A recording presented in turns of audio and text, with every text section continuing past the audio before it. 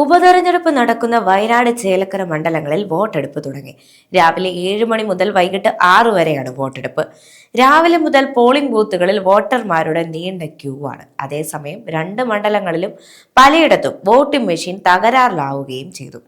വയനാട്ടിലെ 117 ബൂത്തിലെയും ചേലക്കരയിലെ തിരുവല്ലാമല പഞ്ചായത്തിലെ പാമ്പാടി സ്കൂളിൽ 116 നമ്പർ ബൂത്തിലെയും വോട്ടിംഗ് യന്ത്രങ്ങളാണ് തകരാറിലായത്. വോട്ടിംഗ് യന്ത്രം മാറ്റേണ്ടി വരുമെന്നാണ് അറിയാൻ സാധിക്കുന്നത്.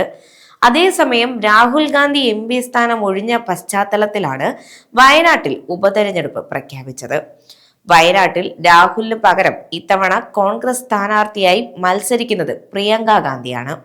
രാജ്യമൊട്ടാകെ ഇപ്പോൾ ഉറ്റുനോക്കുന്നതും വയനാട്ടിലേക്ക് തന്നെ.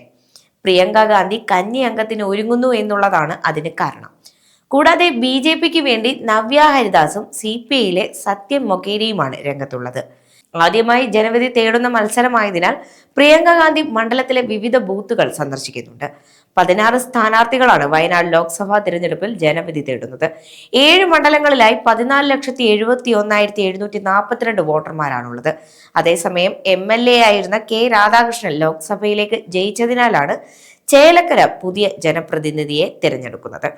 ഉപതെരഞ്ഞെടുപ്പ് നടക്കുന്ന ചേലക്കര നിയോജക മണ്ഡലത്തിൽ ആകെ 6 സ്ഥാനാർത്ഥികളാണ് മത്സരിക്കുന്നത്. ഇവിടെ ആകെ 2,13,103 വോട്ടർമാരാണുള്ളത്.